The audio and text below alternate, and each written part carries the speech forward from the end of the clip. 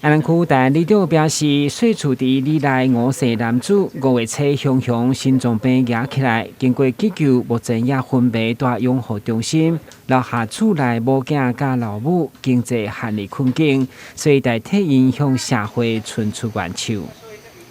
那个伫病院宣布，就是由伊的太太咧照顾，两个孙仔是由伊的吴春杰妈妈咧照顾这两个囡仔，一个是4岁半。一个是咱2岁半尔，所以妈妈嘛无方便来照顾这两个囡仔，所以希望爱心社会人士会当来甲斗相共，来渡过这个难关。这嘛是里长一再要求咱这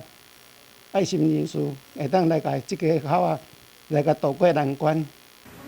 市长郭信良第一时间听到该家庭的困境，伫议员李忠诚等人陪同，特别前来关心并致敬慰问金。会中除了结合社会局既然纾困等救助，嘛每下爱心会等资源，希望互因渡过难关。我们台南市议会就会尽其所能站在第一线，那也希望结合台南市政府与社会各界的资源。来将这个爱心传播下去，让这个社会呢处处有温暖，会将这个家庭的困境呢，随着时间社会的援助呢，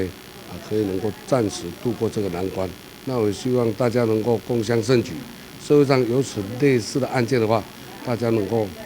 共同来做这件爱心的行动。我们有跟家属提到，就是可以申请特性生活补助以及弱势儿少生活补助，这个是比较属于短中长期的协助。那比较长期的部分就是这个吴先生他目前有身障的极重度身份了哈。那所以我们也有跟家属提到，可以申请低收或中低收来进行所谓的身障托育养护，可以长期性的针对于机构的安置费用来做一些减免，然后减轻安家的一些经济状况的压力。8月就是父亲节，厝内经济支条犹原分别，使人心酸。面对这款威胁生命的突发性急心症，嘛再次提醒乡亲，心血管疾病拢是慢慢累积，一定要注意身体保养。台南新闻，阮及何乔邦采访报道。